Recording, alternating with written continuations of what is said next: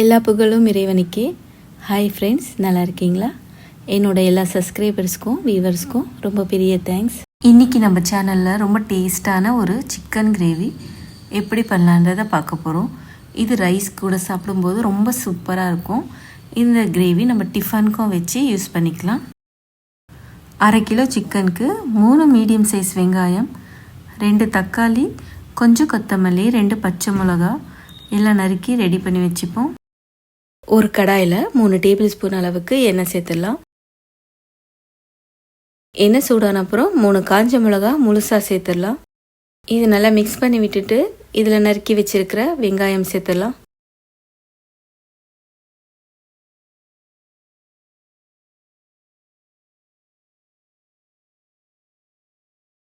வெங்காயம் நல்லா வதங்கணும். இந்த அளவுக்கு வெங்காயம் நல்லா வெந்த அப்புறம் இதில் நம்ம இஞ்சி பூண்டு பேஸ்ட்டு 1 டேபிள் ஸ்பூன் சேர்க்கலாம்.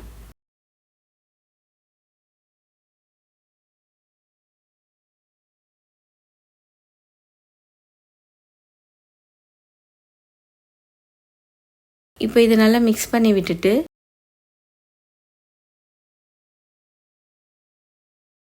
இஞ்சி பூண்டு பேஸ்ட்டோட பச்சை வாசம் போன அப்புறம் 1 டீஸ்பூன் அளவுக்கு மிளகாய்த்தூள், 1 டீஸ்பூன் அளவுக்கு உப்பு சேர்த்துடலாம்.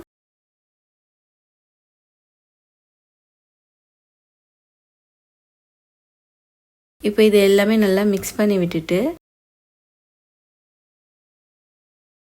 இது கூட நம்ம நறுக்கி வச்சிருக்கிற தக்காளி சேர்த்துடலாம்.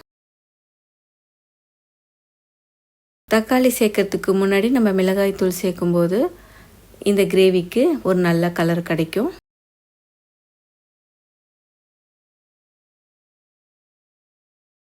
தக்காளி நல்லா சாஃப்டாக வேகணும். மூடி போட்டு 2 நிமிஷம் சிம்மில் வைப்போம். இப்போ ஓப்பன் பண்ணி பார்ப்போம். நல்லா சாஃப்டாக வெந்துச்சு.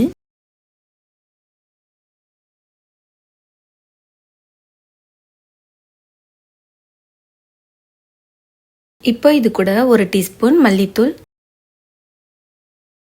1/2 டீஸ்பூன் மஞ்சள் தூள், 1/2 டீஸ்பூன் சீரகத்தூள் சேர்த்துருவோம்.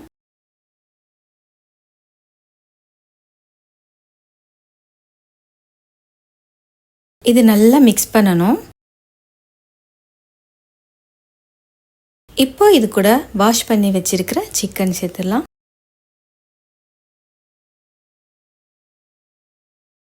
இப்போ சிக்கனும் மசாலாலாம் நல்லா மிக்ஸ் பண்ணணும். அப்போ தான் அந்த மசாலாலாம் சிக்கனில் நல்லா ஈஸியாக ஊறும். மூடி போட்டு சிம்மில் 2 நிமிஷம் வேக வைக்கணும்.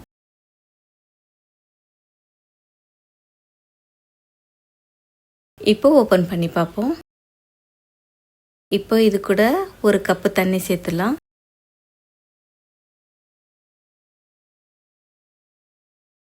அரை டீஸ்பூன் உப்பு, 2 பச்சை மிளகா, கொஞ்சம் கொத்தமல்லி சேர்த்து நல்லா மிக்ஸ் பண்ணிடலாம்.